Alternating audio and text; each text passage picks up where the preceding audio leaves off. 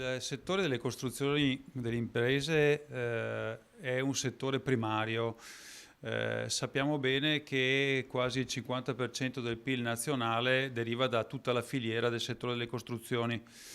Il settore artigiano, qui siamo in Veneto, è un settore dove la maggior parte delle imprese artigiane sono legate al settore delle costruzioni perché del settore dell'edilizia, ma il settore delle manutenzioni, il settore degli impianti elettrici, idraulici. Insomma, realizzare un'abitazione o un fabbricato è complesso e ha bisogno di una serie di protagonisti che sono ovviamente gli artigiani.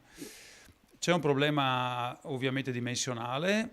Io continuo a ripetere che è anche una forza però nostra a livello nazionale, cioè nel senso che il 94% delle imprese italiane sono microimprese e una buona parte di queste sono proprio imprese artigiane.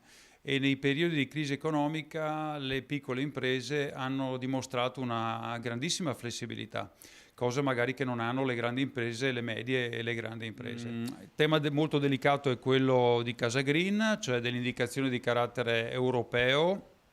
Su questo il governo sta trattando con l'Unione Europea. È abbastanza chiaro che è un obiettivo che è da perseguire. Noi continuiamo a ripetere che bisogna un po' verificare i tempi perché sappiamo qual è la vetustà del patrimonio edilizio italiano.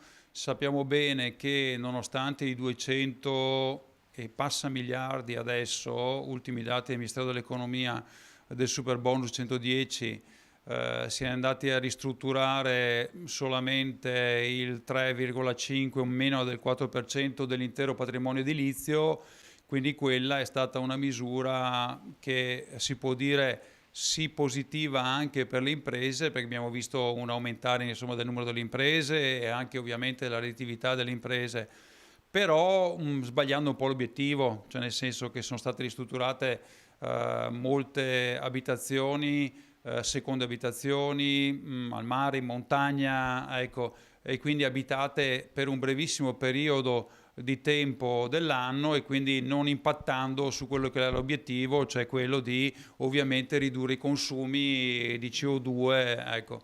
Quindi l'obiettivo è importante, ci sono 10 miliardi nella missione 5 del PNRR per quanto riguarda l'argomento di oggi, principe, che è ovviamente la rigenerazione urbana. Su questo è fondamentale il ruolo delle pubbliche amministrazioni, anche se anche qui la nostra è una nazione degli 8.000 e passa comuni, anche piccoli comuni, e quindi c'è un tema legato alla progettazione, un tema legato alle idee.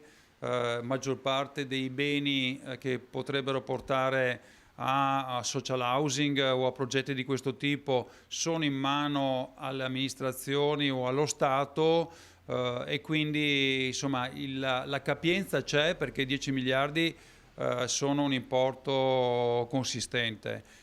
Certo che bisogna assolutamente accelerare la progettazione, i lavori, e bisogna supportare i comuni perché un piccolo comune ovviamente non può avere le carte in regola per poter mettere in campo una serie anche di tecnici che possano progettare operazioni anche molto importanti dal punto di vista sociale.